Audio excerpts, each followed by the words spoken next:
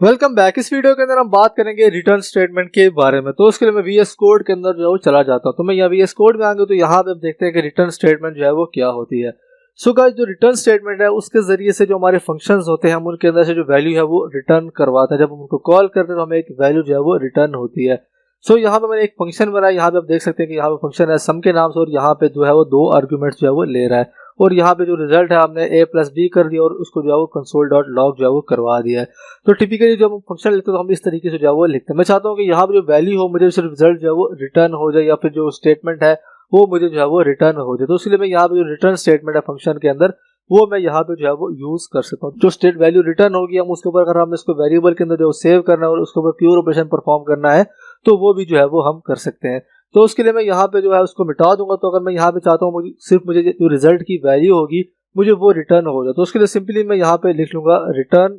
मैं यहाँ पे लिख लूंगा रिटर्न, और मैं यहाँ पे जो रिजल्ट है a+b मैं यहाँ पे जो रिटर्न करवाना चाहता हूँ। तो यहाँ पे मैं लिख लूंगा a+b, मैं यहाँ पे लिखूंगा, इसको मैं सेव करूंगा। तो यहाँ पे आप देख सकते हैं कि यहाँ पे कोई भी स्टेटमेंट जो है वो अभी प्रिंट नहीं हो रही, क्योंकि यहाँ पे फंक्शन को हमने कॉल किया है तो इसने यहाँ पे जो है वो हमें एक वैल्यू जो है वो रिटर्न किया। तो हमने जो है इसको console.log, या अगर हम इसको किसी वेरिएबल के अंदर स्टोर करवाना है तो वो यहाँ पे जो है हम स्टोर करवा सकते हैं। फॉर एग्जाम्पल मैं यहाँ पे वेरिएबल बना लेता हूँ लेट रिजल्ट के नाम से। तो मैंने यहाँ पे वेरिएबल बनाया, उसको मैं यहाँ पे एक असाइन कर दूंगा। जो यहाँ पे वैल्यू रिटर्न होगी उसको मैंने इस वेरिएबल के अंदर जो है मैंने यहाँ पे जो है वो असाइन कर दिया।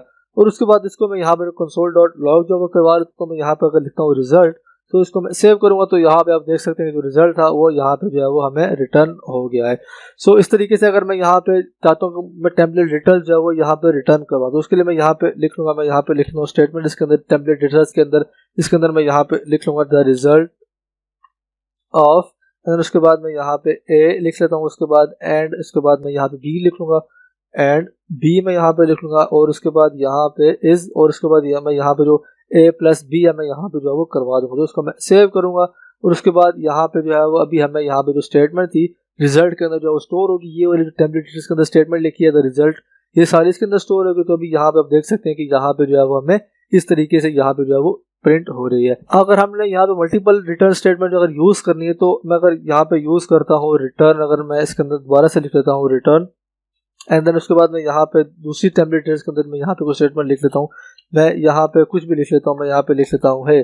सो इसको मैं सेव करूंगा तो यहाँ पे आप देख सकते हैं कि अभी यहाँ पे से जो पहली स्टेटमेंट थी वो यहाँ पे जो है वो रिटर्न हो रही है।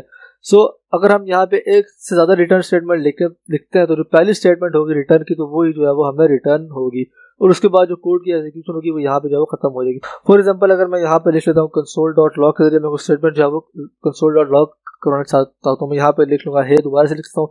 तो इसको मैं सेव करूंगा तो यहाँ पे आप देख सकते हैं कि यहाँ पे जैसे ही हमारी स्टेटमेंट जो है वो यहाँ पे रिटर्न हुई तो उसके बाद जो अगली लाइन थी वो यहाँ पे जो है वो एग्जीक्यूट नहीं हुई।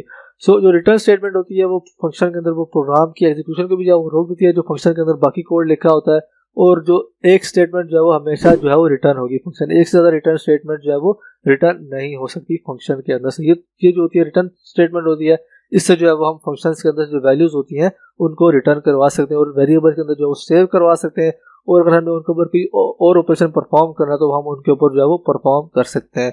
सो that's it for this video, see you in the next one.